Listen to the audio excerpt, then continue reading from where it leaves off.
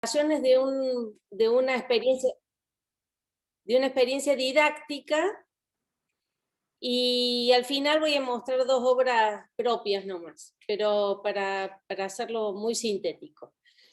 Pero para empezar, creo que la clave de innovar es un acto de valentía, lo he llamado así, porque creo que para poder innovar en el proyecto, es necesario arrojarse a lo desconocido, casi aventurarse a lo riesgoso, saliendo de esa comodidad de lo ya practicado, lo reconocido, lo probado, y a partir de ese arrojo permitir crecer y avanzar en nuevas direcciones de proyecto. De alguna manera este acto de valentía también tiene una conciliación, me parece a mí, tomado así, con su significado etimológico de proyectar, que es lanzar hacia adelante. Es decir, también el proyecto como práctica creativa, sin lugar a duda, incluye la intuición y el azar, y está lejos de entenderse como una sucesión de etapas sucesivas y secuenciales.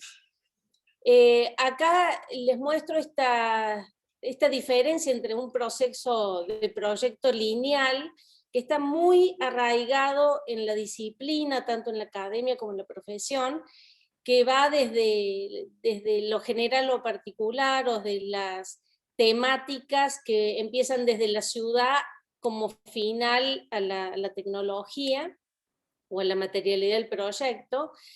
Y otra forma, me parece que eso no es, es entender etapas que ya conocemos. En cambio, incluir la intuición y el azar estimula un nuevo resultado. También, como todo proceso creativo, tiene algo conocido donde se asienta, y también algo de descubrimiento. A mí me encanta una frase de Molina que dice que cada proyecto tiene algo de investigación y algo de caza, algo que uno atrapa en el proceso. Pero principalmente se asienta en la acción, en el explorar, en un camino por momentos errático, aparentemente arbitrario, pero principalmente es un proceso exploratorio, respondiendo como una amalgama, una tensión constante entre lo contingente, la memoria, el descubrimiento en un proceso abierto. No pasa acá, verás así.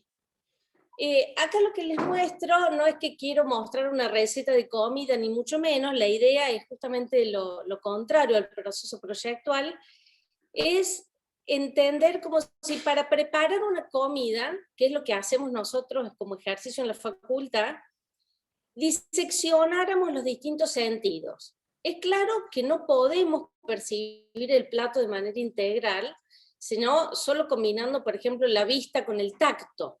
Nosotros en la facultad hacemos unos vínculos aparentemente descoordinados, que no tienen un vínculo evidente, que es, por ejemplo, la forma estructural con el espacio público, o la tipología con la gestión. Es decir, en esta cantidad de contenidos que damos, los mezclamos y los recortamos dentro del proceso general. Pero sin duda que no hay una síntesis completa en estos ejercicios de recorte. Pero incluso es difícil entender una síntesis arquitectónica con estos recortes, pero sí es importante que uno le dé importancia al lugar que tienen estas diferentes etapas o contenidos o especificaciones en el proceso. Para contarles de manera muy sintética, nosotros hacemos 4 ejercicios en el año en la facultad en Córdoba, 4 ejercicios que los 3 primeros están así uniendo estos contenidos raros de unir, pero que principalmente la primera acción que hacemos es romper con la secuencia lineal que tienen las escuelas de este tipo de escalas. Los 4 ejercicios los voy a explicar ahora brevemente. El cuarto ejercicio es un ejercicio de síntesis que se acerca a los conceptos de obra abierta. El primer ejercicio es edificios que crean plaza. Se llama así porque la importancia es conciliar la forma estructural con el espacio público y con la materia constructiva como una unidad y lógica de discurso. Pero tiene dos etapas este ejercicio, que una primera etapa es encontrar, como se ve acá, un objeto cotidiano, un objeto que tengan los estudiantes en la casa, estudiarlo de una manera estructural, por ejemplo acá una percha, donde se estudia el objeto inicial, y después este objeto se transforma a otra forma estructural. Entonces la percha, por ejemplo, acá tiene unos tensores elásticos que se transforman en un proyecto de arquitectura que se ubica en un lugar particular para que esa forma crea una plaza, crea un espacio público. O por ejemplo este, que es un tender, que se transforma en un espacio de piezas en secuencia para transformar esta plaza pública. Este segundo ejercicio trata de una innovación tipológica, es decir, trata de reflexionar sobre conceptos tipológicos y programáticos específicos sobre el espacio educativo, sobre la idea de escuela, pero tiene una primera etapa también, que es esta, de una conformación de antecedentes, es decir, el proceso proyectual acá incorpora el conocimiento de obras hermosísimas de diferentes contextos, geografías, tiempos de construcción, pero que conforma un antecedente, es decir, el aprender desde la propia arquitectura. Y después tiene esta otra etapa, que es la de conformación de nuevos espacios pedagógicos, es decir, tratar de cambiar que la escuela es simplemente una organización de paquetes vinculados con pasillos o circulaciones, tratar de entender una innovación en el espacio escolar, que también la escuela forme parte del lugar, del barrio, con espacios compartidos.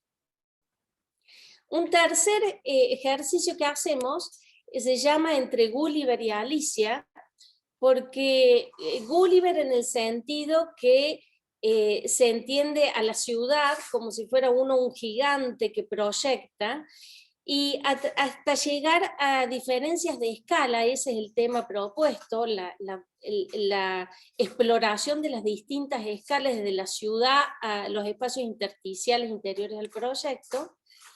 Pero principalmente hacemos que la herramienta proyectual es la palabra.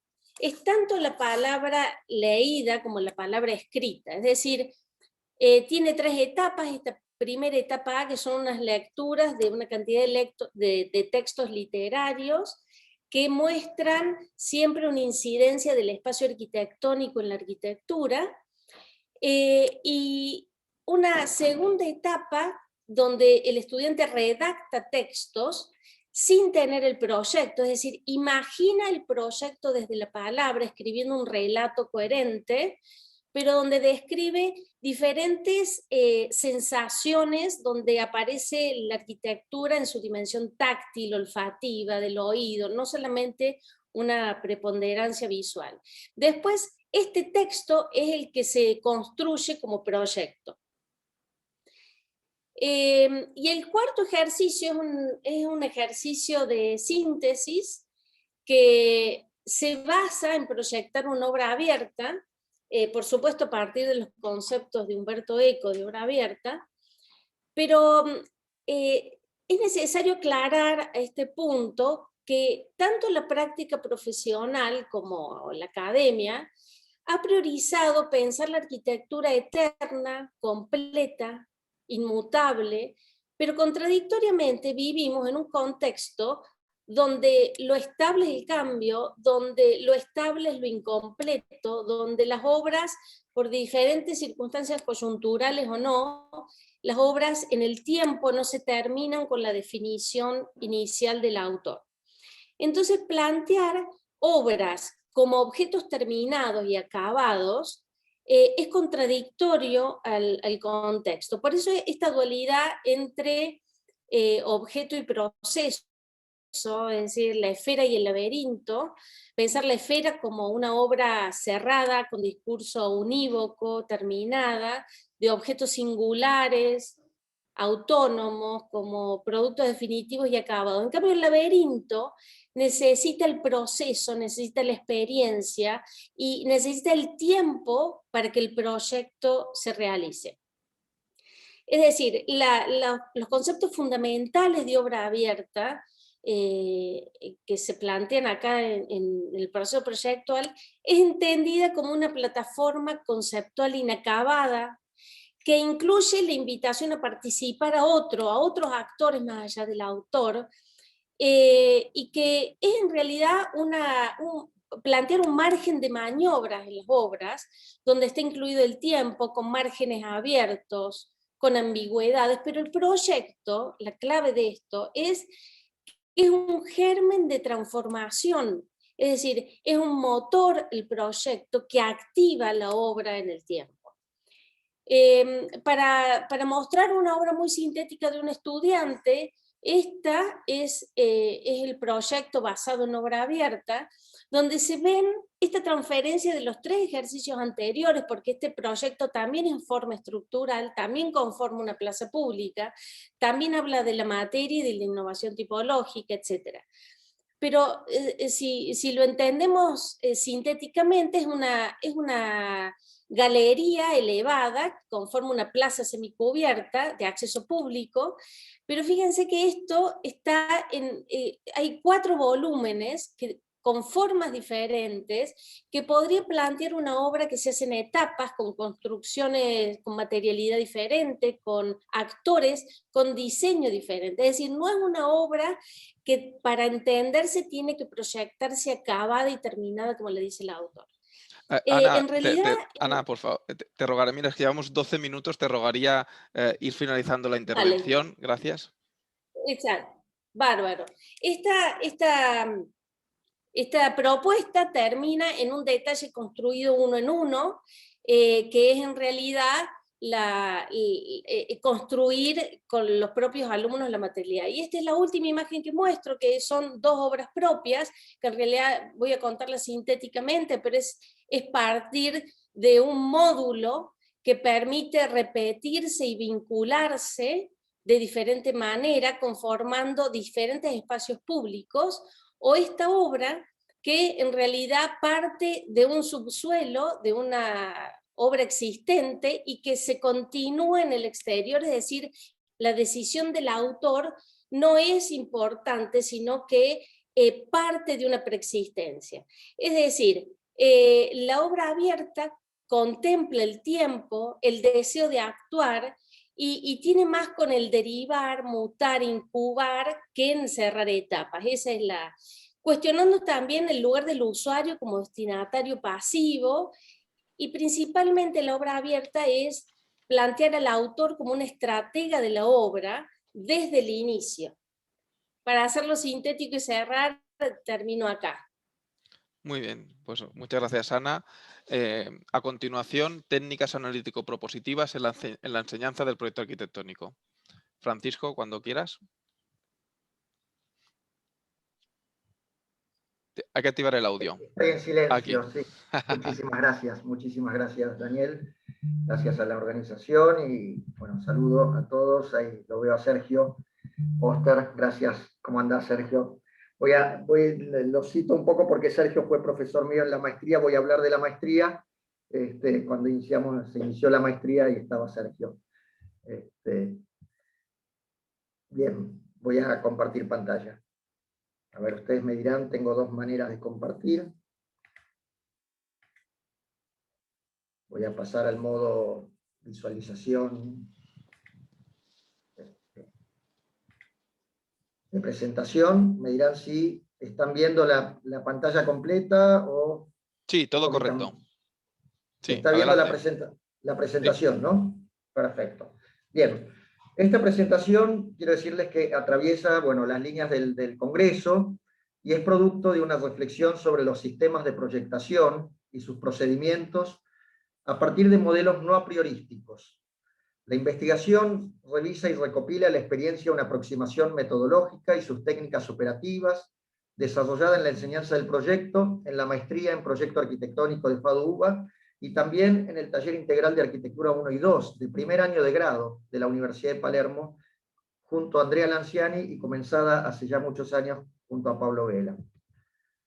De empieces y operatividades, el subtítulo de esta charla, alude a una estrategia metodológica del proyecto que es analítica y propositiva.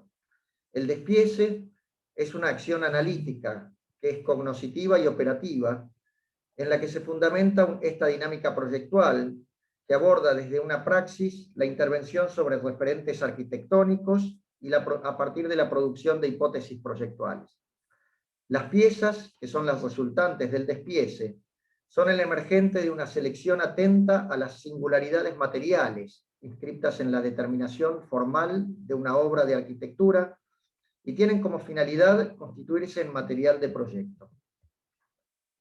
A partir del presupuesto de que es posible la investigación en arquitectura mediante el proyecto, que es una investigación que acontece en el proyecto, el abordaje metodológico y las técnicas proyectuales deben reestructurarse según dicha finalidad. Con este objetivo, las preguntas sobre los mecanismos para llevar a cabo una investigación se desplazan al interior mismo del proyecto, específicamente a sus modos y a sus procedimientos. En esta dirección, la docencia en el campo proyectual lleva a indagar insistentemente en el desarrollo de técnicas que favorezcan la generación de conocimiento. Entonces surgen algunas preguntas. ¿Cuál es el rol de las técnicas proyectuales vinculadas a la investigación en proyecto? ¿Cuál es la relación con las hipótesis y finalidades que se plantean? ¿Y qué tipo de correspondencias se establecen con su marco epistemológico? Rafael Moneo, en el texto, cuando le dan lo nombran académico sobre concepto de arbitrariedad en arquitectura, nos indica que ya en el siglo XVII, Claude Perrault, al trabajar sobre la traducción de Vitruvio, plantea que el dilema en que se encuentran quienes se ocupan de teorizar acerca de la arquitectura es el de decidir si ésta procede de aplicar reglas positivas capaces de infundir sentido a las construcciones, o bien si hay que admitir la elección arbitraria de formas, dando así pie a una presencia de la arbitrariedad en la arquitectura. Entendiendo por arbitrariedad, aceptar que aquello que fue dado por natural no era sino una convención, y desde allí admitir la capacidad de su transformación. Y en términos de esa arbitrariedad, Moneo señala las experiencias didácticas de John Haydock en la Cooper Union, para quien la pretensión funcionalista de asociar usos y programas con la forma no tiene sentido. Programas y usos, sigue diciendo Haydock, pueden admitir cualquier forma. Lo que importa, lo que cuenta, es la invención de la forma, o si se quiere, la elección que entre un repertorio de formas existentes se haga. En palabras de Moneo, se trata de explorar los criterios con que la arquitectura construye la forma como propósito y punto de partida para una discusión teórica. Pero frente al concepto de arbitrariedad, Moneo va a proponer un nuevo concepto, que es el de formatividad, concepto que aspira a dar razón de la forma desde su propio hacer, buscando la coincidencia entre el resultado y los principios lógicos y formales que estuvieron presentes en su origen. Estas cuestiones llevan a entender al proyecto como un campo, no solo tendiente a dar respuestas a demandas externas, según organizaciones y estilemas recurrentes, sino como lugar de la indagación sobre el propio proyecto, sobre los procedimientos de configuración y sobre sus formalizaciones. En su tesis doctoral, Las variaciones de la identidad, ensayo sobre el tipo en arquitectura, Martí Arís se propone contribuir a una teoría del proyecto, entendiendo que un entronque, así lo nombra Martí Arís, en un castizo que nosotros todavía no incorporamos seguramente, que un entronque con la tradición a partir de las experiencias precedentes establece una posibilidad de progreso en la arquitectura. Y Giorgio Grassi, director de su tesis, señala que la noción de tipo que allí está utilizada está utilizada ahí para fundamentar una instrumentalidad que aporte a la construcción de una metodología de proyecto. El tipo, así, es asumido en su carácter operativo, en tanto promotor de forma y al mismo tiempo procedimiento cognoscitivo.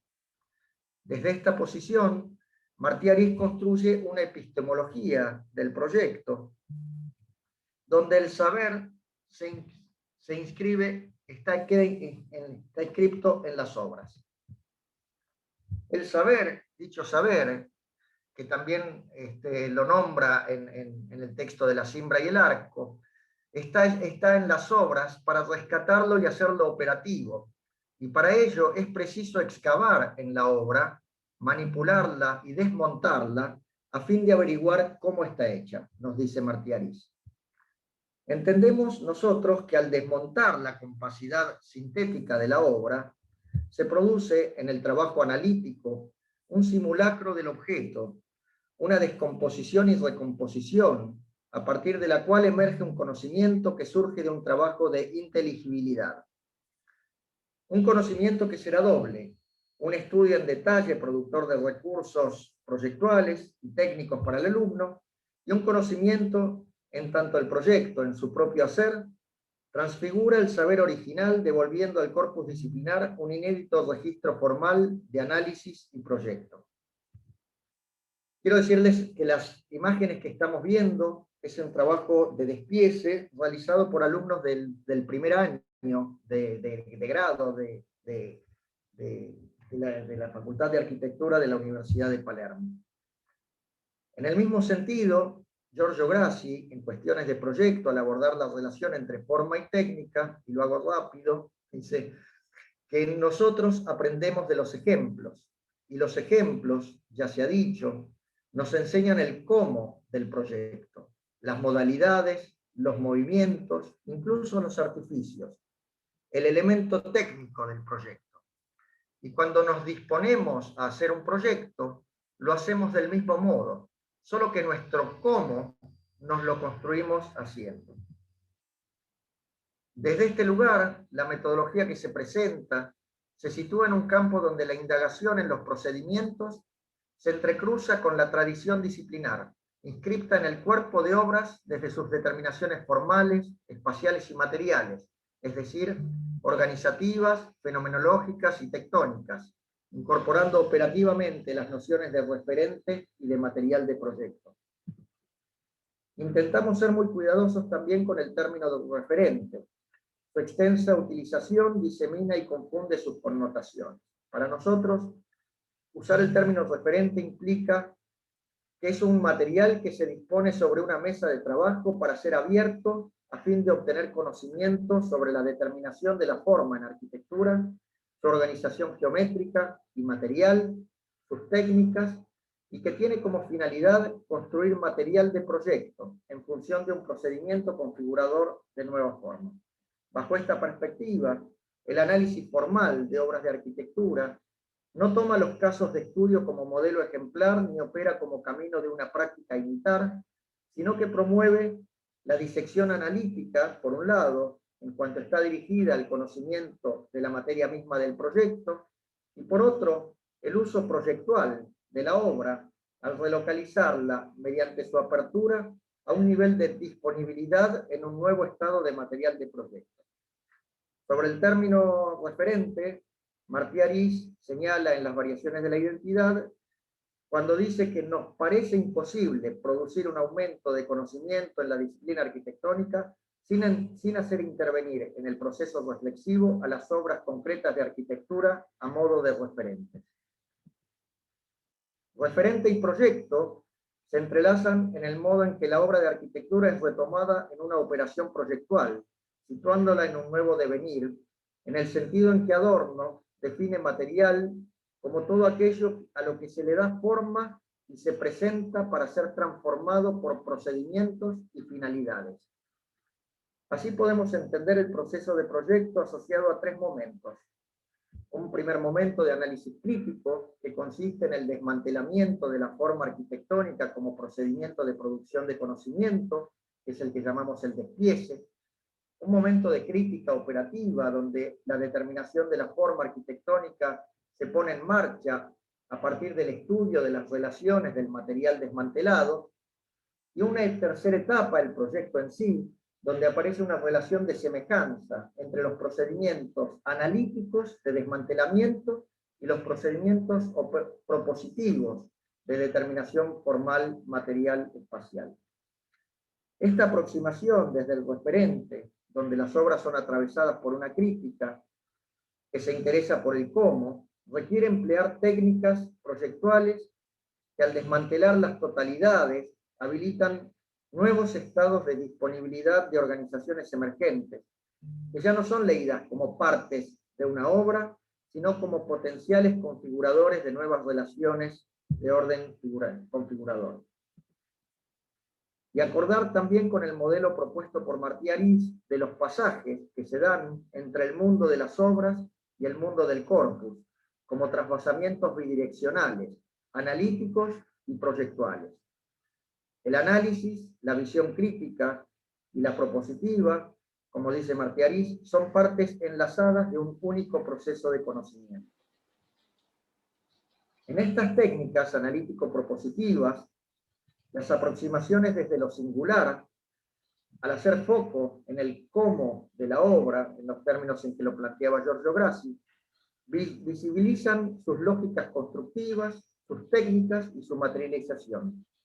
Y las piezas resultantes, en tanto organismos emergentes de una totalidad desmantelada, al adquirir propia autonomía, recuperan una potencia que se redespliega en su capacidad operativa y transformadora, y habilitan a coordinar relaciones no previstas desde los modelos proyectuales deductivos. Francisco, llevamos 12 minutos, te agradecería que fueses finalizando. Gracias. Muy bien, voy a ir muy rápido. Quiero decir simplemente que esta aproximación, que podemos pensarla en relación a las estrategias bottom-up, es decir, de abajo hacia arriba, en lugar de a las top-down de lo general a lo particular, abordan la mirada en detalle, sobre todo, ¿no? Y estas estrategias parten del conocimiento profundo de las piezas. La pieza es básicamente una cartografía que registra la condición material y la articulación técnica. Y en la pieza se encuentra el elemento técnico del proyecto. Y es al mismo tiempo el resultado de una mirada selectiva que encuentra consistencia a partir de hipótesis de observación que van a devenir luego en finalidades internas del proceso proyectual. Voy a ir avanzando entonces un poco más rápido. Y quiero decir simplemente que como motor de arranque del proceso proyectual, las transformaciones permiten construir nuevos objetos, al tiempo que aseguran la persistencia de las leyes y las reglas y las propiedades que caracterizan a la estructura formal del objeto original. El punto singular de este procedimiento en términos operativos proyectuales radica en la enunciación de las finalidades internas, es decir, aquellas que se constituyen como fundamento de la indagación durante el proceso proyectual, desplazando a las finalidades externas al rol de condicionantes coyunturales. Voy a mostrar muy rápidamente un proceso realizado en la maestría en proyectos, lo que implica este trabajo de despiezar el referente. En este caso se han despiezado dos referentes al mismo tiempo para ponerlos a partir de sus piezas a friccionar en un sistema de encuentro entre ambos estudios particulares, y esto va a partir de diferentes ejercicios, la proliferación, diferentes momentos, segundos movimientos, terceros movimientos, va desplegando el aparato proyectual a partir de las reglas que se inscriben o que surgen desde la propia pieza. Simplemente muestro rápidamente esto y finalizar diciendo lo siguiente, que el referente, registro, problema y pieza construyen material de proyecto. Finalidad interna e hipótesis proyectuales determinan el campo de indagación y el programa formal, espacial y material, que operando a través de técnicas proyectuales pertinentes a sus finalidades, producen las transformaciones en el encuentro final con las finalidades externas. Y termino con esto. Se plantea que las didácticas que aquí se estudian tienen la capacidad de producir los siguientes efectos desde el proyecto y para el proyecto. Producir un conocimiento profundo de las obras del cuerpo disciplinar al indagar, según temas de arquitectura, en el cómo de las obras. Producir un entendimiento del proyecto como procedimiento de investigación al utilizar un material arquitectónico trabajado por hipótesis proyectuales. Producir una aproximación al proyecto como sistema de pensamiento crítico que se ajusta a la necesaria enunciación de finalidades intradisciplinares. Producir una investigación y comprensión de las técnicas proyectuales en relación a la pertinencia según dichas finalidades. Producir una acción proyectual controlada y explicitada. Producir una explicitación de las técnicas proyectuales y producir un registro de los resultados y la descripción de las conclusiones parciales y finales. Muchas gracias. Muy bien, muchas gracias. A continuación, un posible método para la investigación proyectual. Óscar, cuando quieras.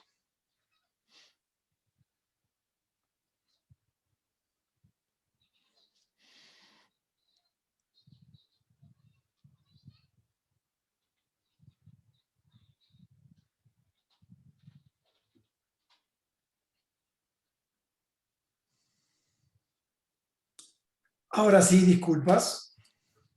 Buena tarde, che, a todos. No sé si ya estoy compartiendo, por favor, porque se me acaba de cortar la luz, como todo tiene que pasar, ¿no? Es así. ¿Se está compartiendo? Sí, Sí, tienes que poner pantalla completa ahora. Sí, estamos de acuerdo, sí, eso estamos de acuerdo. Pero es muy bueno porque yo leía, entre las cosas que ustedes pusieron ahí, decían que hay contingencias temporales del presente. Bueno, todas las contingencias temporales del presente, como tienen que ser, pasaron. Me llamó el albañil, porque no llamó a la empresa, me llamó a mí para una pase de unas vigas. Así que todo lo que tiene que pasar, como tiene que ser, por supuesto, pasó. Fariña, un viejo lobo esos de obra, viste que te llaman, te dicen, flaco, la empresa mía no me lo manda, ¿me lo mandás vos? Bueno, ante todo, gracias, che, gracias a todos ustedes. Me encanta lo que escucho, me pasa algo que soy muy lento para entender, de entendederas, entonces todo lo que escuché recién seguramente caerá en unos días. Mi participación aquí yo creo que viene más que nada por un conocimiento que tuvimos en su momento con Pablo, que empecé a hacer una maestría, porque esas cosas que te pasan, ¿viste? Una maestría de proyecto. Yo vengo, me siento un paria también medio en este ambiente, yo vengo bien del estudio de proyecto, entonces son cosas que, no sé, me siento un poco incómodo, decir, ¿qué estoy haciendo aquí? Pero bueno, hice una presentación para un seminario de la maestría, y ahí lo charlamos y parecía ser que fuera algo interesante para pensar por lo pronto, comenzar a pensar entre todos, que es como los chicos que estaban conmigo, la mayoría jovencitos, dice, estoy haciendo un proyecto y todo proyecto es una investigación.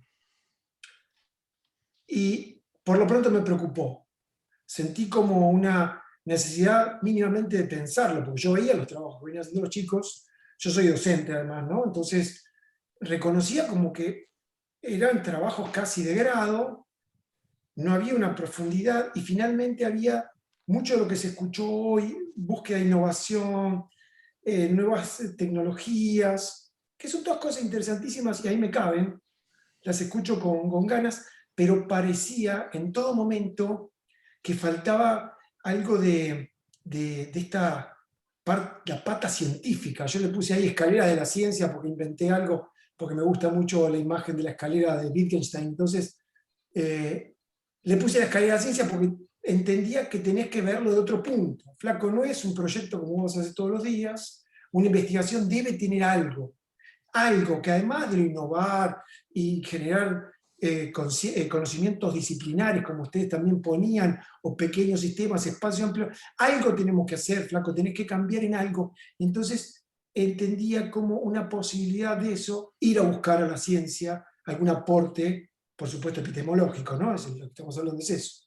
Entonces surgen palabras que todos ustedes saben más que yo, el método analógico abductivo, que cualquiera que se meta ahí a Peirce sería bueno para seguir charlando de este tema, pero me interesa mucho, un razonamiento que extiende a, o sea, todas cosas que son necesarias de comprender, y una hipótesis interpretativa, ¿no? Todo esto que yo estoy diciendo se basa en otra cosa que tengo interés personal. Yo soy boxeador además y estudiante de filosofía desde hace unos 20 años. Entonces, esa lentitud que digo no es poco, ¿no? Yo creo que estaré todavía en los presocráticos, no pasé de ese punto. Entonces digo, ¿qué puedo hacer con estas cosas que yo sí conozco y manejo? Entonces se me empezó a ocurrir esta imagen del dios Agonio, ¿no? Que tiene mucho que ver con estas dos patas que me interesan tanto. La disputa. Pero la disputa no pensada como la lucha en favor, que los griegos en ningún momento pensaron que querían una lucha para que alguien hubiera un vencedor. En realidad, la idea de los griegos es una lucha exclusivamente pensada en el acto, en la lucha misma. Entonces, en esa disputa, yo empecé a encontrar cómo poder integrar estas 3 o 4 piezas, que pueden llegar a ser muchas más. Yo no me dio mucho las entendederas, entonces puse 2 o 3 que vienen de la ciencia, porque no soy científico, pero sí saber dónde ir a buscar, abrevar en la ciencia. Entonces apareció este Agonio que me sirvió pensar, y como les dije, yo soy instructor de boxeo, entonces reconozco mucho en el cuerpo, y casualmente el cuerpo, de la misma forma que Nietzsche hablaba, hay un equilibrio provisional. Ahí lo puse en rojo porque me gustaba. Vieron que copié exactamente lo que me mandaron los del grupo, ¿no? Tomé el rojo, el blanco. Eso es una gracia, utilizando también la lucha que yo tuve con este trabajito. Es un equilibrio provisional. Eso es lo que nos debiéramos quedar, que es lo único que estoy tratando de proponer. Ese es descubrir al otro, reconocer al otro. Ese reconocimiento del otro, que es fundamental para un boxeador, vos tenés que conocer lo que está enfrente, en realidad lo que hace que ese conocimiento del otro haga nacer el conocimiento de uno mismo. Por eso yo ponía ahí unas palabritas, el otro mismo, el uno mismo. Es un poquito más complicado de lo que estoy diciendo, pero realmente es así. Es reconocer el otro para reconocerse uno en esa relación con el otro. Por eso yo cuando hablo, y aquí vendría el subtítulo de mi trabajo, yo creo, lo pensé hoy esto, después que me llamó Fariña, del objeto arquitectónico al hecho arquitectónico sería. Es como el hecho, y ahí viene lo científico que habría que buscar en esas 3 patas que dije antes, el hecho es por su concretud, por supuesto, tiene propiedades, ¿no? Que siempre son sustanciales, en realidad, o conceptuales, pero son propiedades. Y esas propiedades son y exigen una opinión. Eso es un hecho. Es un objeto, perdón. Yo propongo a todo esto un hecho, que si ustedes leen en el hecho la interpretación que tuvo Wittgenstein sobre eso, es el caso en sí, o sea que no puede tener una opinión. No hay opinión, y eso es lo que a mí me interesa sacar hoy en realidad de todo esto que estoy diciendo, que no tiene mucho valor, pero sí entender que cuando yo tengo un hecho, la discusión se hace sobre el caso, como dice Wittgenstein, no se hace sobre la opinión del objeto. Y eso me interesó entonces, y reconocí por supuesto ejemplos en nuestra profesión, y ahí aparecen 4 palabras que para mí son fundamentales, y aquí terminaría todo lo que estoy tratando de dejar abierto, que es lo heterónomo, o sea, todas las decisiones debieran ser y existir a partir de la heteronomía, la convergencia que aparece a través de esa relación entre el otro mismo y uno mismo, lo relacional, y que es por supuesto una significación que ahí lo puse contextual, y que no es otra cosa, creo yo, que es lo que Derrida, y acá me encanta lo que el tipo está tratando de pensar cuando se encuentra con ese gatito que él tenía al lado de su oficina, mientras escribía, y que finalmente el gatito es el que hacía que él fuera lo que es. Y la arquitectura entonces, yo creo que finalmente, o un hecho arquitectónico, es en relación a todo lo demás. Pongámosle acá todo lo nuestro, lo disciplinar, que es lo que uno más o menos maneja, ¿no? El contexto, la gente que lo va a usar, el lugar, todo lo que ustedes quieran. Y acá, por supuesto, también con una de las predilecciones de uno, hay algo completamente diferente. Esto es buenísimo.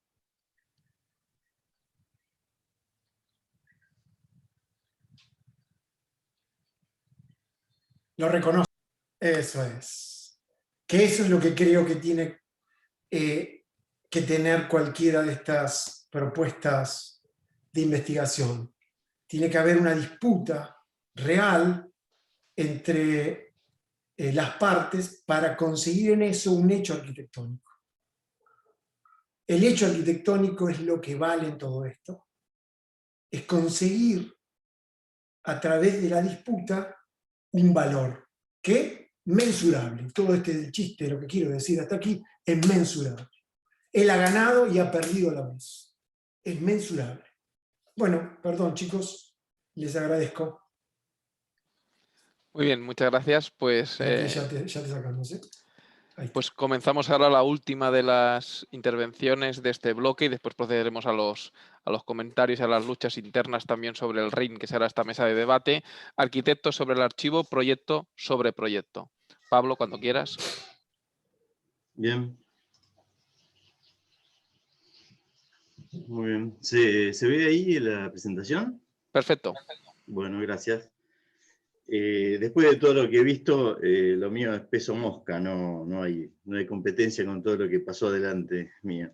Y además estoy en otra órbita, pues esto es medio histórico y no viene a tono. Pero bueno, de alguna manera voy a remontar toda esta cuestión. Esto de arquitectos sobre el archivo es una cuestión que se enmarca dentro de lo que nosotros hablamos siempre en nuestro taller y en nuestro conjunto de cátedras, de procesos de archivo versus los procesos de diagrama. Esto estaría desde el campo de lo que llamamos el proceso de archivo, que es aprendiendo a proyectar de alguna manera de los hechos del pasado. Lo que vamos a ver rápidamente sería una condición que comienza con el proceso de archivo en la obra de un arquitecto, que sería Donato Bramante, para después ver cómo de esos archivos que él va conformando, de su forma de proyectar, empieza a disparar estrategias que son tomadas por otros y acumuladas en sus propios archivos, otros arquitectos, ¿no? Entonces ahí vamos a ver cuestiones muy superficialmente hoy por los 10 minutos, pero estrategias que son expulsadas por un autor y que se empiezan a sobreescribir y se actualizan en la vida de otros arquitectos, con lo cual se rompe justamente ese criterio de autor, ¿no? Se desaparece justamente ese criterio. Ahí, en cuanto a Bramante, la conformación de su archivo proyectual, cuando hablamos de archivo estamos hablando del archivo de proyecto, de la memoria proyectual, de sus condiciones referenciales, de lo que él estudió, vio, y cómo eso se transforma en estrategias de diseño. En ese sentido, interesa por ahí ver el concepto del viaje, el viaje como estudio de proyecto, estudio de arquitecturas y de cuestiones generales y particulares del diseño. Así como lo podemos ver en Jean Rey o en Henri Treisman, que la importancia del viaje para la constitución de una forma de pensar y una forma de hacer arquitectura, en Bramante también es importante un camino que hace por Italia, no por condiciones de querer estudiar, sino buscando trabajo, naturalmente, y que arranca en Fermignano, que es su ciudad natal, y que a partir de una serie de puntos que son importantes, por ejemplo Urbino, donde se desarrolla todo el tema de la famosa escuela, esa especie de Bauhaus del Renacimiento, o el recorrido por obras bizantinas que están sobre ese lado este de Italia, y que él va estudiando y recorriendo, la misma arquitectura del Imperio Romano, y también, y sobre todo, un lugar en particular que es Milán, donde hay una arquitectura contemporánea de él, que es muy interesante, y él aprende de eso. Es decir, Es interesante que Bramante aprende del pasado, pero aprende de sus costados, ¿no? De sus laterales, y ahí va conformando algo que es bastante sólido. En ese mismo sentido, ahí podemos ver que si revisamos, que ahí vemos por debajo a Santa María delle Grazie en Milán, podemos ver que hay una serie de estrategias de proyecto que son de la combinatoria formal o la combinatoria espacial, y el uso de una serie de criterios del trabajo en el campo de lo material. Ahí podemos ver parte de ese archivo que fue construyendo Bramante, que tiene que ver con cuestiones de Bizancio, que está visto en distintas obras y también en las réplicas que se van dando entre los baptisterios que son bizantinos y algunos ya románicos, cuestiones que intervienen de la combinatoria formal de Michelozzo, por ejemplo en la Capilla Portinari, y temas de lo material que son también sacados de la Milán, donde está Filarete con el Hospedale y algunas otras obras justamente de ese momento. No podemos dejar también en temas de la combinatoria que ahí al lado de él andaba dando vueltas Leonardo da Vinci. Es decir, ahí uno puede ver que hay un archivo de una serie de formas de trabajar o formas de operar y que determina una serie de estrategias de la obra de Bramante en un aspecto. Por otro lado, podemos ver otras estrategias que vienen de otros archivos de proyecto. Por ejemplo, lo que va a terminar en San Pietro y Montorio. El tema del recinto, de la forma dentro de la forma, el estuche para un objeto, un espacio sobre otro espacio, es decir, la duplicidad de situaciones espaciales en vertical, y objetos que ayudan al sistema de movimientos, es decir, piezas que ayudan al sistema de movimientos. ¿Y eso dónde lo podemos ver?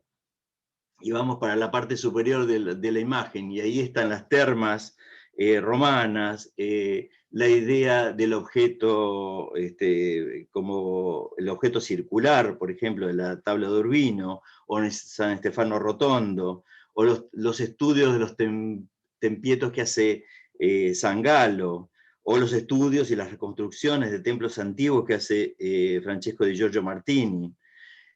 Su conocimiento de mausoleos romanos como el de Rómulo o el mausoleo de Teodorico en Rávena. Es decir, eso constituye una serie de temas, de estrategias de trabajo que en San Pietro y Montorio se van a sumar, pero que ya anteriormente en algunos estudios que hace Bramante para el desarrollo de San Pedro, que está ahí de lo último de la serie a la derecha, es ahí donde están ya empezados a buscar la forma combinatoria de todas esas estrategias. Es decir, ahí hay otro archivo que es muy diferente al de Santa María delle Grazie.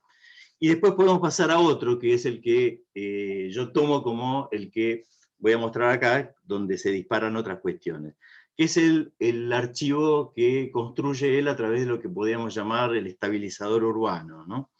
Eso que nace con el Foro de Pompeya, de una estructura que organiza y regula la diversidad, que además es un instrumento para la adaptación de elementos diferentes con una estructura única, que también va a estar presente en la Plaza de Vigevano, que bueno, es atribuida a Bramante en este caso, pero ha estado trabajando en ese lugar, con lo cual es un elemento que está dentro de la memoria proyectual del mismo. Es ahí también que uno puede ver en esta serie que vamos a ver hablando de la construcción de una estrategia, están estos elementos, pero también está la memoria romana con el Palacio del Monte Palatino y sobre todo el elemento del estadio, que es lo que se ve abajo en la imagen, donde aparecen, además de lo que se veía antes, de lo que regula la diversidad de todos esos temas o estrategias, vemos el tema de las secciones, las plataformas, los distintos niveles que necesitan de ciertos elementos conectores. Eso está presente ahí, pero también uno puede ver que hay algunos otros elementos que van constituyendo este archivo que pueden ser la misma geografía, la misma topografía de su ciudad natal, ¿no? una ciudad que, como una especie de barrera o de muralla, contiene un río que va cayendo escalonadamente, como una especie de plataformas, y que tiene algunos elementos de cambio de nivel o de paso entre niveles. Eso, yo entiendo que todo eso como estabilizador, como barras laterales y sistemas de movimiento central, como secciones y plataformas, está presente en el Palacio del Belvedere, en Roma. Ahí hay cambios de nivel, hay una serie de señaladores o dispositivos para cambiar ese nivel, que son unos objetos de distinta configuración formal, de distinta configuración para el movimiento, y que él va disponiendo ahí en esta combinatoria de todas estas estrategias que se vienen dando y confluyen en un solo proyecto. Desde ese Belvedere, a mí me parece que se constituye un nuevo archivo estratégico que después lo va a retomar también Vignola y lo va a, decíamos, a sobreescribir y ampliar. Vignola en la Villa Giulia presenta las estrategias de Bramante, pero también suma otras cosas, ¿no? Tiene la estructura reguladora, general, lateral, sin jerarquías, pero también tiene las plataformas, pero también tiene los señaladores y los objetos como dispositivos de cambio de nivel. Pero ahí agrega Vignola otras estrategias, que después otros van a seguir trabajando también, que es una dialéctica entre la centralidad y la lateralidad que tiene el movimiento, cuando a uno lo lleva por el centro del proyecto y en un momento lo expulsa hacia los laterales y después lo vuelve a meter en el centro, y en ese camino de centro y laterales también hay lugares inaccesibles que están en otro nivel, y que además Vignola va a organizar a través de dispositivos como Bramante para cambiar ese nivel. Hay un tema de lo horizontal y lo vertical constantemente, y de lo central y lo lateral, ¿no? Eso que vemos de Vignola pasa como estrategias o como un nuevo archivo también de Bramante a Vignola. De Vignola lo podemos ver en Stuttgart, en Stirling, ¿no? Ahí vemos nuevamente elementos reguladores de la contención lateral del objeto. Aparecen nuevamente las plataformas, los objetos señaladores de cambio de nivel, la frontalidad versus la asimetría o del uso, o la diferencia de distintos circuitos o distintas incluso organizaciones espaciales en cada uno de los niveles del edificio. También está lo que se ve y es accesible, y lo que se ve y no es accesible, lo horizontal y lo vertical en Stirling. Y si volvemos un poquito para atrás para ser un poco más anacrónicos, cronológicos, vemos que lo que hacía Vignola y algunas cosas de Bramante están en esta Casa de la Hermandad en Estambul de Pelzig.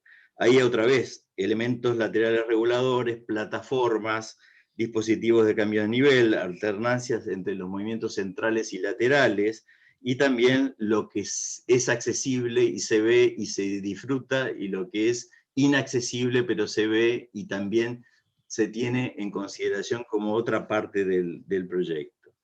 Y si vamos a algo que es, en este caso sería local para todos, los que están allá y los que están acá, porque esto es Rosario y Cataluña a la vez, ¿no?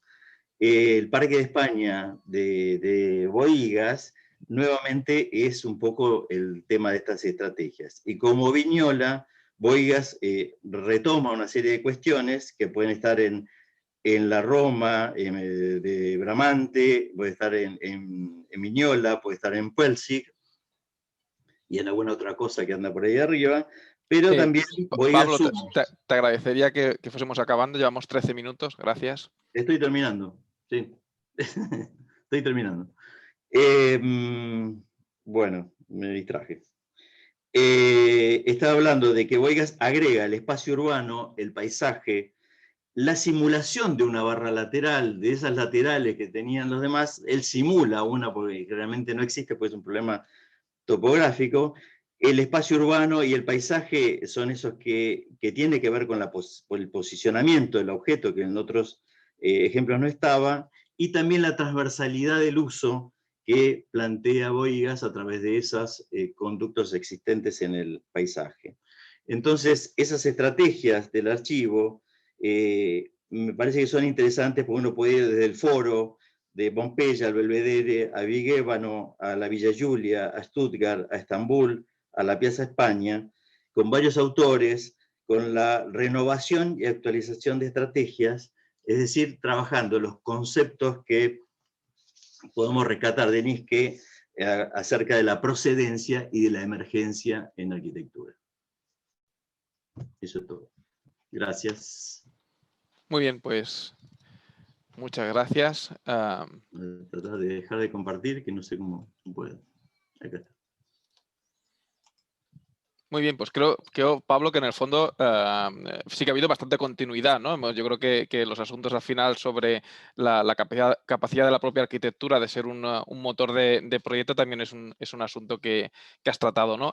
Pues ahora a continuación tendríamos que iniciar un debate, una reflexión, un intercambio de opiniones respecto de lo que hemos visto. Me gustaría, antes de iniciar este debate y lanzar alguna pregunta que sea el detonante, hacer alguna reflexión, ¿no? Yo he ido anotando, creo que el bloque es bastante más compacto en el sentido de cuáles son los temas de fondo que se han tratado de lo que inicialmente podía parecer.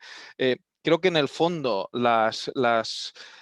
podríamos resumir una serie de conceptos, el contenido de todas las ponencias, ¿no? Yo me he ido apuntando aquí, que en el fondo hemos estado hablando de forma y contenido, de lo disciplinar y lo transdisciplinar, de la autonomía y de la heteronomía, ¿no? Es decir, prácticamente todas las intervenciones han hablado de esta cuestión de cuál es al final el motor del proyecto arquitectónico, ¿no? ¿Qué es lo que hace desencadenar ese proceso, ¿no? Que Ana iniciaba la sesión hablando de esa acción de proyectar, ¿no? Que además es la cuestión pedagógica más difícil de transmitir, ¿no? Es aquello de que el arte no se enseña, se aprende, ¿no? Y por lo tanto el proyecto es una acción que es difícil de transmitir si no es que se transmite también a través de un proyecto, en este caso un proyecto pedagógico o de proyecto de uno mismo o proyectos de otras personas, pero no deja de ser una acción, ¿no? Finalmente incluso una actitud. Y por lo tanto no se puede enseñar, se puede aprender, ¿no? Se puede acompañar al estudiante en este proceso, ¿no? Creo que por lo tanto estas cuestiones, incluso Óscar, ¿no? Con el tema del boxeo ha hablado una palabra yo creo que también como clave, ¿no? La heteronomía, es decir, los aspectos que no son autónomos. Todas las comunicaciones han planteado también esa cuestión, ¿no? Ana empezaba diciendo, no nos interesa el proceso lineal, está también en el fondo de lo que explicaba cómo el proceso de proyecto se puede desencadenar a través de otras disciplinas, otros objetos. Hemos visto también, se ha mencionado el discurso de arbitrariedad de Moneo y de cómo el programa, por ejemplo, no puede dar de manera unívoca un resultado formal, sino que podemos encontrar edificios similares de programas diferentes y podemos encontrar programas diferentes con edificios similares, ¿no? Que esto es una cuestión también que Elio Piñón hace ya muchos años que nos enseñaba también en la Escuela de Barcelona, ¿no? Para hablarnos de la relación entre forma y contenido. Antes de iniciar alguna pregunta, yo creo que en el fondo de todas estas cuestiones está este tema. Y como se ha mencionado también a Carles Martí, ¿no? Que tenemos todos muy presentes, especialmente algunos de ellos, ¿no? Que fuimos estudiantes, colaboradores de él y por lo tanto lo hemos tenido muy presente. De hecho, algunos de nosotros acabamos de presentar un libro sobre el pensamiento de Carles Martí a la Fundación Arquía, que esperemos que el año que viene salga a la luz. Me permito citar 3 párrafos de Carles Martí que yo creo que de una manera también visionaria plantea esta cuestión de lo disciplinar y lo transdisciplinar como motor de proyecto, ¿no? Hay un texto que quizás es poco conocido de Carlos, que es este que ha sido publicado diversas veces, ¿no? 3 paseos por las afueras, que es un texto bonito porque Carlos es un texto en el cual reflexiona sobre cómo él, junto con toda la escuela esta rosiana que en Barcelona tiene mucho predicamento en los años 70, inician una andadura profesional y académica muy ligada a que la arquitectura tiene que ver con la autonomía de la propia arquitectura, con sus reglas, etcétera. Y en este texto, que es del 2008, él acaba reflexionando precisamente sobre lo transdisciplinar, también cómo él se da cuenta con el paso de los años que el motor del proyecto va más allá de la propia arquitectura como un referente a transformar, ¿no? Entonces, él dice, fijaros, ¿no? Con las preguntas que realiza, dice, ¿de dónde surge el proyecto? cuáles son los ingredientes necesarios para generar eso que antes no existía, esa realidad virtual a la que llamamos proyecto. ¿De dónde procede la energía que da consistencia a unos dibujos hasta el punto de que pueda hablarse de proyecto? O sea, de algo que contiene una promesa de arquitectura.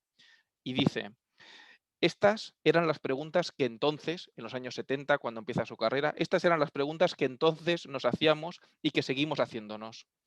Solo que la respuesta actual puede ser más compleja y matizada.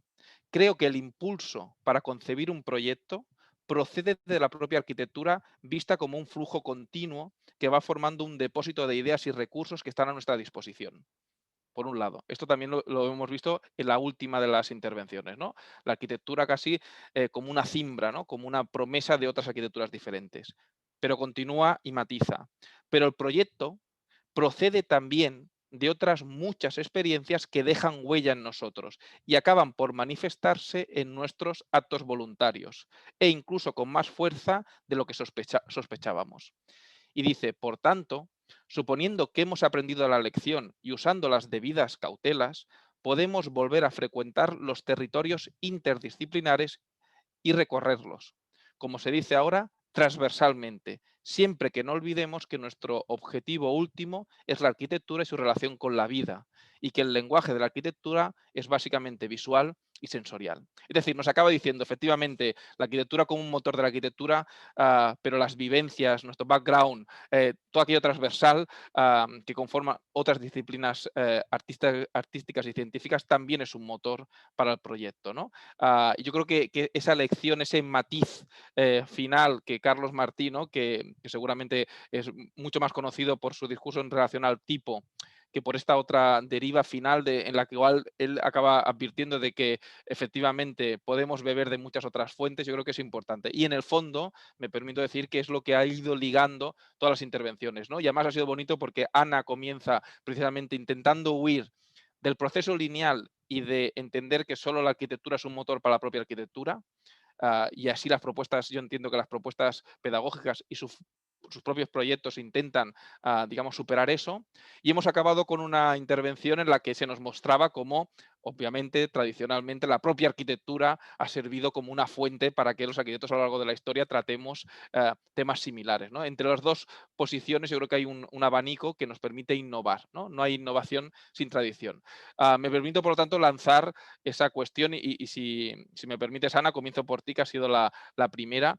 ¿Hasta qué punto te ves reconocida, ¿no? Es decir, ¿crees que esos procesos también que nos hablaba Francisco de transformación son útiles y complementarios a esos otros que tú planteabas, en los cuales, digamos, el detonante del proyecto no necesariamente tiene que ser ni el programa, ni el lugar, ni tampoco necesariamente otras arquitecturas? Vos sabés que me encanta tu cierre que has hecho porque has englobado muchísimos temas complejos, ¿no? Pero creo que las presentaciones, a pesar de diferentes enfoques, son muy coherentes con una mirada que tiene que ver con un trabajo que es colectivo de la arquitectura. Me parece que, por ejemplo, Pablo Zelagowski, cuando habla de Bramante, que lo transforma casi en un ser humano, porque se ve cómo estudia, cómo trabaja, qué ha visto, y a su vez esa obra se transfiere en el tiempo a otros arquitectos, es decir, la obra no del propio autor, sino cómo es una obra que va tiñendo otras obras. Después, cuando Francisco habla de estos recortes en maqueta, de las obras también, pero casualmente no es la literalidad de la obra, sino ese recorte que comienza casi a ser una obra nueva. Creo que es interesante en ese sentido cómo un recorte empieza a dialogar con otros temas que no están solamente en la propia obra.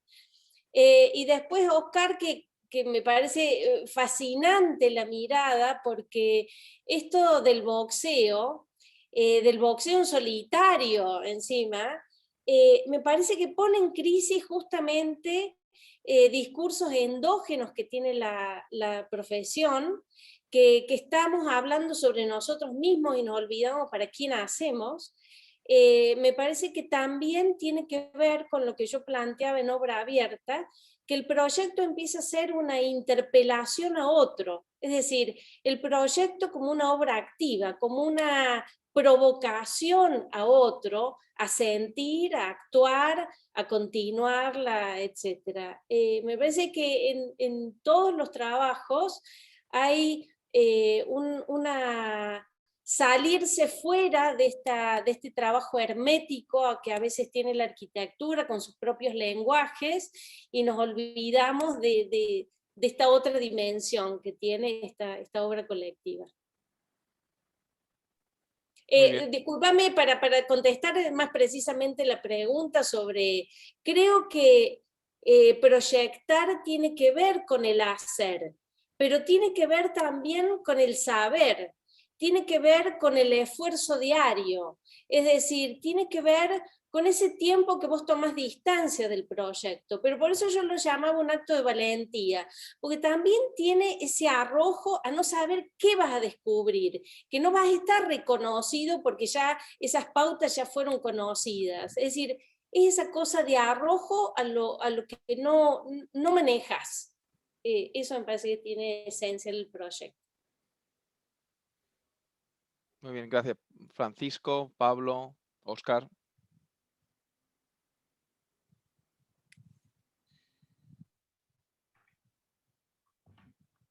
Bueno, yo me sentí muy cómodo, compartiendo mucho con todas las presentaciones que se hicieron. Realmente de trasfondo hay una empatía muy grande, una posición frente a la docencia y al pensamiento del proyecto, que toma, por lo menos, y por ahí recalco repito, tal vez, toman al mismo tiempo tradición e innovación, ¿no? Digamos, me parece que esa actitud en los tres trabajos está permanentemente presente, en las 4 presentaciones, quiero decir, y el concepto ya de Ana de obra abierta, como programa operativo, ¿no? Es decir, ahí como cuando Umberto Eco señala que toda obra es abierta, pero la obra, cuando analiza la obra moderna es abierta en tanto su programa es su apertura. La situación que plantea Oski, también todos quedamos subyugados en sentir que en esa disputa está el proyecto, y que el proyecto es permanentemente disputa, ¿no? Disputa con todos los actores que intervienen en el proyecto, uno y el proyecto, el grupo y el proyecto, la transdisciplinaridad y el proyecto, la historia de la arquitectura y el proyecto, el cuerpo disciplinar con el cual uno convive permanentemente y el proyecto, las lecturas de las que hablaba Ana también, es decir, la palabra como motor del proyecto, la palabra como campo de la necesidad de la reflexión y de la enunciación de finalidades dentro del proyecto.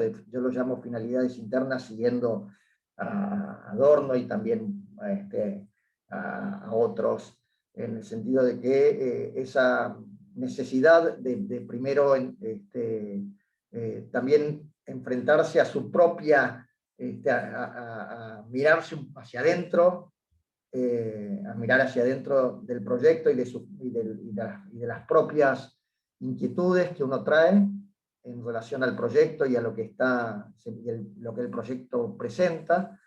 Y también como Heidegger decía que el proyecto es un campo de batalla, en el sentido de que digamos, frente al proyecto está el sujeto y está el proyecto, que es un nuevo sujeto que responde y te hace también una doble Nelson. Gracias, Francisco. Justo ahí va todo lo que venía diciendo yo. Has sacado... Tal cual, ¿no? Es que así. yo me sentí muy empático con todas las otras 3 presentaciones en todos los aspectos de cada uno, es decir, el proyecto como apertura y como proceso no lineal, eso está decididamente en el sentir de que a partir de la pieza luego emerge un proceso no lineal, y como dice Ana también, la pieza es un proyecto y es un proyecto nuevo. Me sentí muy empático con la disputa y el proceso que implica el conocerse y el ir conociendo, y muy empático con Pablo, porque sí, porque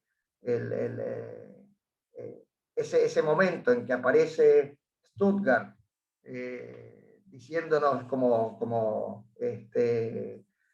simpáticamente, aquí está Bramante, y aquí está toda la historia de la arquitectura de otro modo, nueva, innovadora, y Bohigas en la obra también, aunque no hay ningún rosarino aquí, creo, por lo menos de los que presentamos, todos la sentimos parte. Yo, digamos, comparto esas y saludo digamos, esta posición, y agradezco muchísimo, Daniel, y te la voy a pedir este último, porque tal cual, tal vez me quedé con con el Martiaris editado mayormente, y que también, como decías, homenajeamos a un año más o menos de su muerte, ¿no?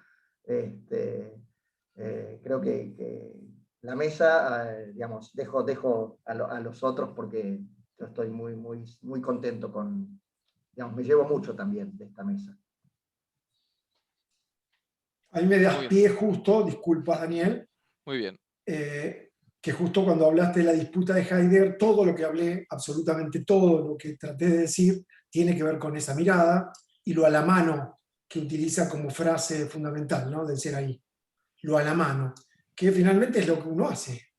Yo, para que la mayoría no conozco casi nadie, ¿no? Pero digo, yo laburé mucho tiempo con Clorindo Testa, el tipo, 15 años fui socio de él. Todo lo que ven es casi una disputa interna. O sea, ¿cómo hacer? Alguien lo dijo ahí, ¿cómo se hace para aprender? Y en realidad es la única forma es aprender estando al lado de alguien de esos, ¿no? Uno piensa eso, en realidad capaz que es romántico, pero lo pienso así. Pero finalmente, cuando el viejo se va, te deja en pelotas. O sea, ¿qué puede hacer uno con todo eso? Y esto que finalmente es nada más que un escrito para un posgrado, es una boludez absoluta, pero digo, tiene que ver con este trabajo y esta disputa interna que mostraban estos dos bombarderos. Collins es eso, es pelearse contra uno mismo constantemente, y vos, Francisco, me hiciste el resumen absoluto. O sea, cuando vos decís que todo es una disputa con el proyecto, disputa con uno, eso es, creo que, lo más interesante. Y otra que brindo, o un brindis en este congreso, en este RIPA, por la discrepancia, porque finalmente yo no voy a decir en qué discrepo de todo lo que hablé, ni tampoco de lo que escuché en los anteriores de los chicos. A mí me da miedo muchas cosas que escucho en estos lugares, me descolocan, entonces me da miedo. Pero sí brindo por esa discrepancia, que llegado el caso voy a mandar algún mensaje privado para charlar con esos personajes. Así que realmente mil gracias, che. Mil gracias por todo. Contate, Oki, no te preocupes, podés discrepar, ¿eh? No, pero justo no están. Ya estaba buscándolos y no están, che. Son muy jovencitos, estuvieron en el anterior, fantásticos los dos, pero me dan miedo. Yo los escucho y me dan miedo. Bueno, no los tengo acá. No están. Ya me fijé. A mí me da miedo que te quieras pelear con alguno de nosotros. Vamos, a eso sirve el Zoom, antes que con vos. Sí, mil gracias de nuevo, chicos, a todos. Pablo, no sé cómo ¿Cómo lo ves? Si finalmente empezabas tu intervención diciendo que veías que quizá era un poco descontextualizada, yo creo que al final, digamos, ha sido un buen cierre, ¿no? También complementario a las cuestiones que hemos ido viendo. No, descontextual porque hablaba de cosas viejas y no todos los demás hablaron de cosas más o menos contemporáneas.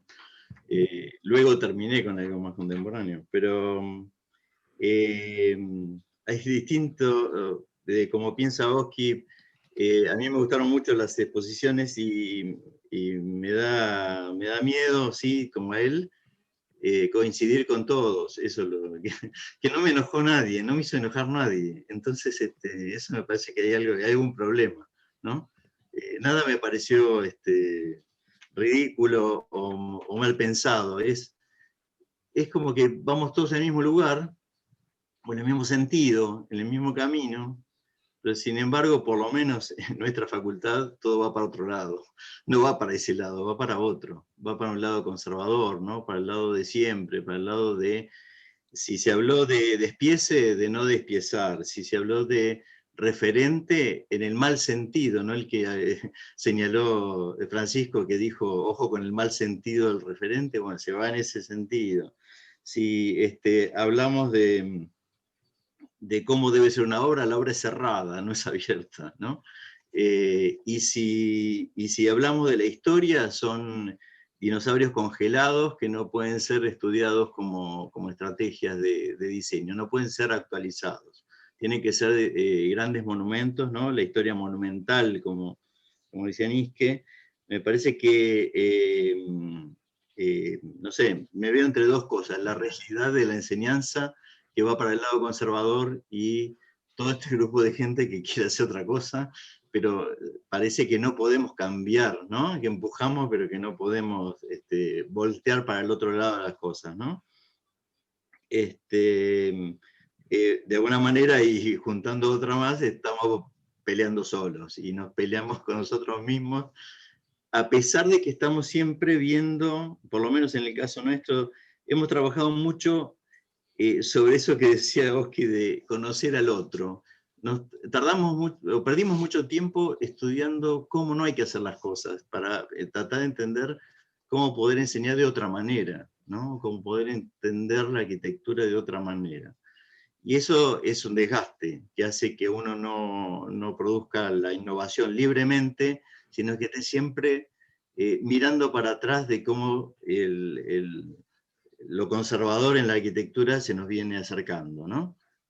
Siempre está el espejo retrovisor, y me parece que eso no es bueno.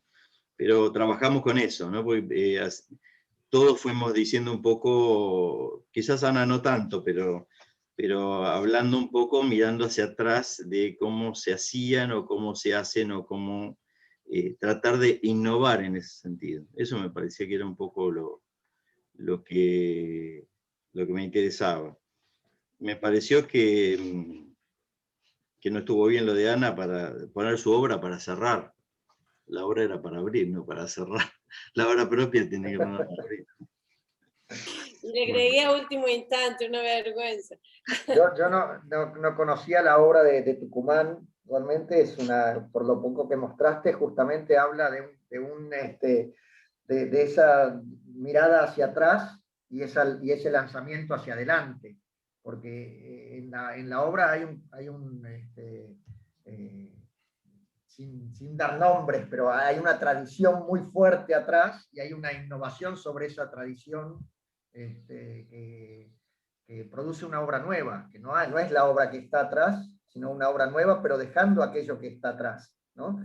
Me acordaba en todo esto que hace, yo creo que fue todavía, ahora todo es antes de la pandemia o después de la pandemia. Esto es antes de la pandemia porque viajaba justamente una mañana hacia la facultad y escuchando tranquilamente radio de música clásica, aparecía una obra, dice, ahora escucharemos de Brahms las variaciones sobre un tema de Haydn, ¿no? Y esa cosa de la música, de tener el programa formal que se llama variaciones sobre un tema, en arquitectura parece que estuviera prohibido, ¿no?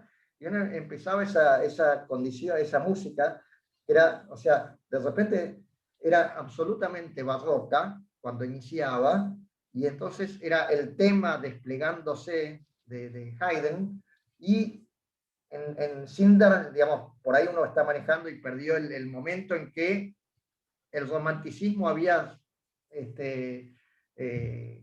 aparecido todo junto, y el barroco se había transformado en el romanticismo, ¿no?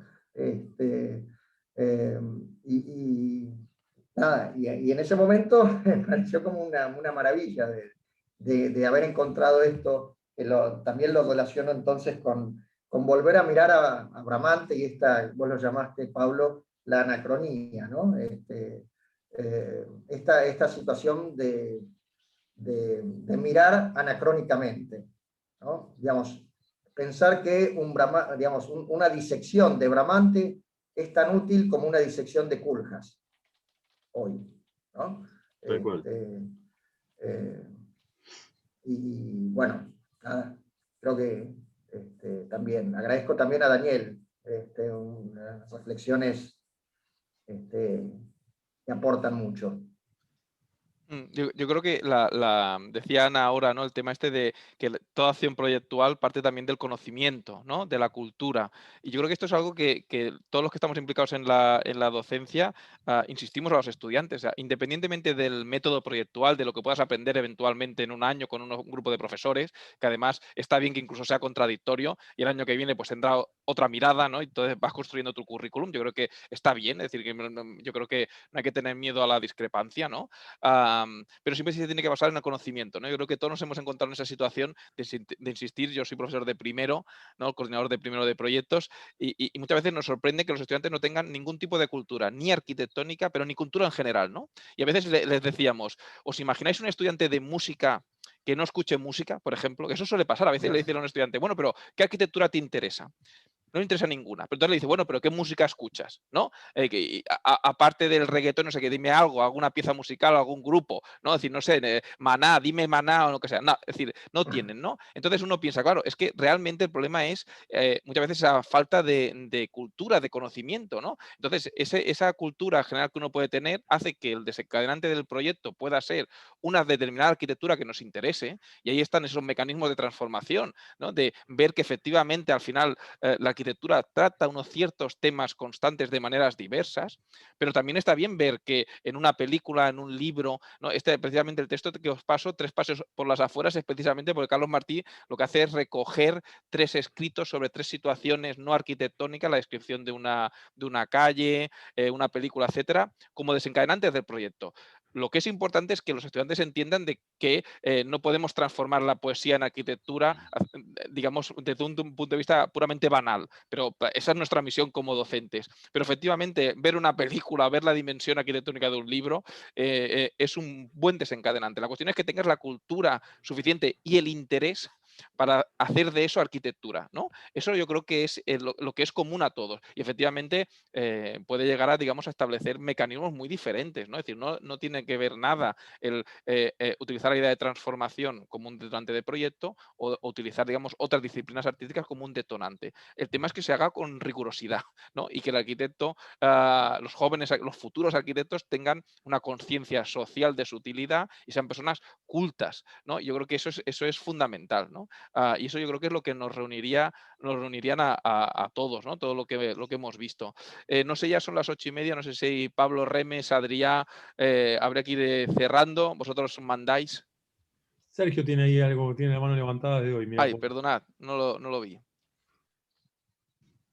Perdón, trato de ser muy breve. No, simplemente no, buenísimas las presentaciones, me parecieron muy interesantes. Quería agregar una cosa respecto a lo que decía Daniel, de lo que tenía en común las presentaciones, que se forma contenido, también autonomía, heteronomía, etc. Yo una cosa que me llamó la atención que todas las presentaciones tenían era un planteo metodológico, un intento de planteo metodológico parcial local de cómo producir. ¿No? Había modos, mecánicas, estrategias, metodologías, se habló en distintas formas, pero estaban como bastante centrados en una línea específica de metodológica o de modo de acción.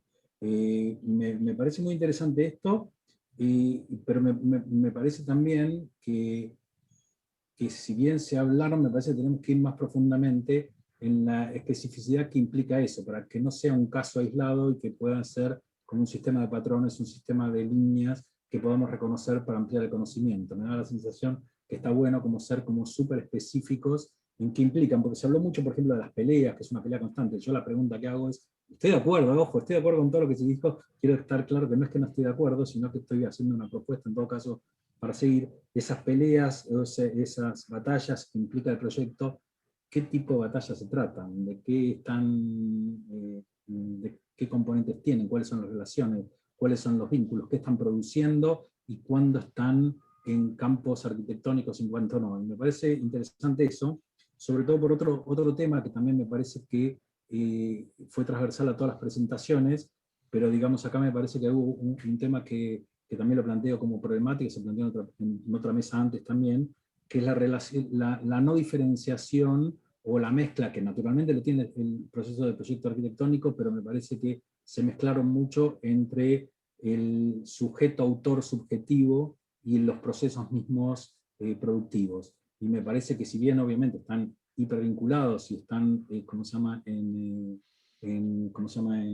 concordancia total, me parece que a veces para poder pensar un conocimiento más profundo del hacer y del proceso del proyecto, está bueno como a veces diferenciarlos un poco y en todo caso poder trabajar. O sea, porque estoy de acuerdo 100% con lo que dice Daniel respecto a la cultura. O sea, obviamente, ¿no? Digo, sin todo eso, sin la subjetividad, sin la visión del mundo, sin el reconocimiento de las obras, sin el reconocimiento de la historia, sin saber lo que pasó, cuál es el compromiso político, etc., no existimos y no podemos hacer arquitectura. Pero también me parece interesante como también ver cuáles son los procedimientos y el saber disciplinar específico, porque el otro también lo puede tener, lo tiene también un físico, lo también tiene un economista, y también tiene un problema cultural, económico, etcétera, pero no procedimental específico. Y me parece que si queremos innovar, y queremos innovar en arquitectura, en el proceso del proyecto, es muy interesante ver qué es lo que es específico de la disciplina. Nada, quería comentar eso porque me parecía súper importante, y digo, en concordancia total con lo que se dijeron en las mesas, que me parecieron muy interesantes.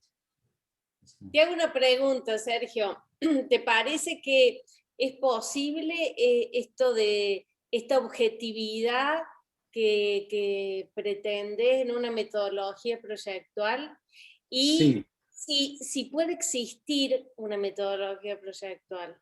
Sí, no hay una, pueden existir muchas. Justamente lo que se demostró en esta mesa, vos de hecho presentaste 4 metodologías diferentes de proyecto. Una que era por adjudicación de forma, otra que era por obras existentes, otra era a través de un detonante como un problema literario, otra obra abierta. Me parecen buenísimas todas, o sea, no es que me parezca mal ninguna, pero me parece que eso demuestra que sí existen metodologías, y las metodologías me parece que pueden tener coexistencia en ese sentido también, y son múltiples. No hay una única metodología, sino que hay muchas. Podemos discutir qué tienen en común y cuáles son los patrones que tienen en común, si nos interesa. A mí personalmente me interesa, pero digo, a otras personas podrían interesarle. A mí sí me interesa qué tienen en común, pero no es para ser taxativo ni decir esto es así o asá, simplemente para poder reconocer y potenciar el conocimiento. En ese sentido, digamos, yo estoy sí en contra, particularmente de lo que decía Oski, que la arquitectura no se puede enseñar. Todo lo contrario, me estoy dedicando los últimos 40 años a eso, y sí se puede enseñar, sí se puede transmitir. Es cierto que Clorindo lo podía transmitir de persona a persona, porque una persona muy particular, un arquitecto muy particular, de hecho no dio clases Clorindo Testa. O sea, pero digamos, los que estamos dedicados a la docencia, estamos tratando de ver cómo son las cosas, ver cómo son partes, digamos, acotadas, porciones, por supuesto, no totalidades, ni estamos dando cátedra no estamos generando prejuicios, estamos generando aperturas en todo caso a través del conocimiento. Eso es lo que yo creo, por lo menos. Y digamos, se vieron muchas maneras lindas. O sea, el tema de los referentes, el uso de los referentes, o sea, los conocemos hace muchos años y se han hecho de distintas maneras. Demuestra que es una metodología potente y posible, o los detonantes que decía Daniel también son metodologías, que es tener detonantes. Yo me pregunto que cada vez que abrimos esas palabras y decimos eso que significa, tenemos más potencia para obrar, para producir, y más conciencia para transmitir y para conocer la arquitectura. Eso, nada más que eso. No sé, eso. simplemente. Lo que yo presenté, perdóname que te responde ahí Sergio nomás, Para que pelear, justamente ¿no? eso, Para pelear, no, justamente al revés, es que lo que acabo de decir para ese escrito pequeño es justamente encontrarla. ¿eh? Yo lo que digo es que en el común denominador se habla de que no se puede enseñar. Y en realidad lo que yo pido a gritos, porque yo estuve con muchos chicos en la posgrado, son todos jovencitos encima, pido a gritos justamente esas lógicas que son necesarias. Y la propuesta esta que yo estoy hablando de heteronomía busca finalmente por detrás un reconocimiento del otro en qué, pongámosle por caso. Yo veo la foto del Banco de Londres y no veo la foto que todos miramos desde que estudiamos. Yo miro la foto del tipo cuando tomó la esquina del edificio del banco de la izquierda, no sé cuál es el que está, que hay una cornisa muy compleja, y todo, y las bases, y otra parte de la heteronomía que yo estoy tratando de proponer, las bases exigían un retiro. ¿Qué hace el viejo? Es una genialidad. Toma eso que pide las bases, tomándolo como algo, un dato externo, y otro dato externo más que está allá arriba a 16 metros. Y esa pata tan conocida que nosotros la dibujamos todos los días, en realidad surge de una decisión heterónoma.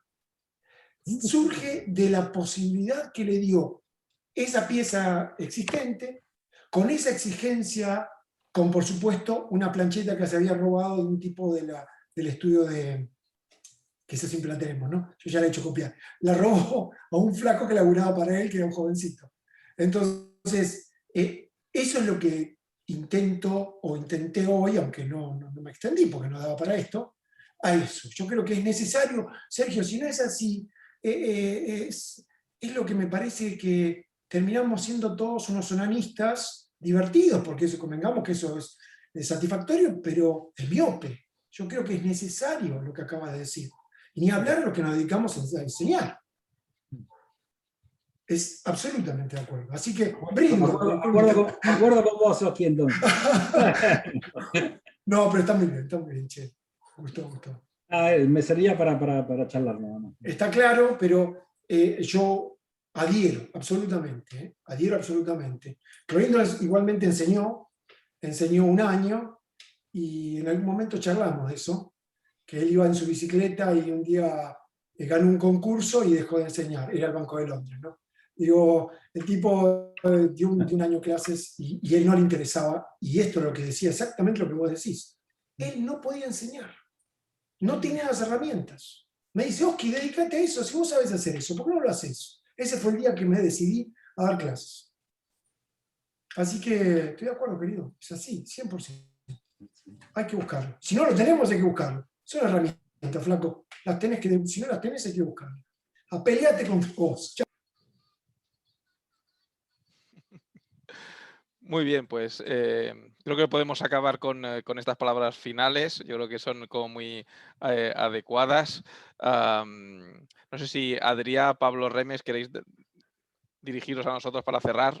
No, simplemente No. Yo que soy de la rama tecnológica, he disfrutado mucho con vuestras elucubraciones, ¿no? Y os diría lo que me dice mi hijo muchas veces, ¿no? Dice, tienes mucho tiempo para pensar. Imaginaos que el barroco estuviera prohibido o que la arquitectura moderna del primer cuarto del siglo XX estuviese prohibida. Bueno, pues es lo que me pasa a mí con las tecnologías. Hay determinados productos que están prohibidos. Tengo que cumplir con unas exigencias normativas muy precisas y eso a mí me ayuda a enseñar. Tengo esa metodología que de alguna manera aquí estoy viendo que estáis buscando, ¿no? Entonces, tener una absoluta libertad para proyectar, que es la que tenemos en la disciplina de proyectos. No tenemos condicionantes formales, no hay condicionantes tipológicos, no hay ningún tipo de condicionante, nada más y nada menos que la historia de la arquitectura y el valor que cada profesor le dé. Eso es un condicionante muy fuerte, ¿no? Y yo entiendo la dificultad que tenéis, los profesores de proyectos, de enseñar. Porque realmente, como nadie os condiciona absolutamente nada metodológicamente, ni a nivel de normativa, ni a nivel de materialidad, ni a nivel absolutamente de nada, pues tenéis que tomar caminos personales justificarlos, encontrarles un sentido, y es muy complejo, y lo estamos viendo en cada una de las ponencias, ¿no? que apuntan un poco en esta línea. Entonces, bueno, evidentemente es la mejor manera de disfrutar arquitectura hacerla con total libertad, y esa es la envidia que los tecnológicos de alguna manera tenemos en esta parte más inicial del proyecto. Nada más, me he disfrutado con las ponencias. Pablo, te toca a ti cerrar si quieres. No, simplemente agradecer y nada, un montón de cosas, me llevo un montón de cosas para decir, para pensar. Gracias a Pancho por venir, a Anita Etkin nuevamente, Daniel por ser parte de la mesa, Sergio por todo el aporte del día, hoy te tuviste de tempranito, Pablo, bueno, ni hablar, y Oski, gracias por los Monty Python que siempre vienen bien. Muy bueno. Bueno, muchísimas gracias. Lástima que tenemos que cortarla, pero digo, porque podríamos seguir charlando largo. Vamos ahí. Muchísimas gracias, un placer escuchar a todos. Un abrazo a todos. Gracias. Adiós. Bueno, muchas gracias, saludos. Saludos a todos.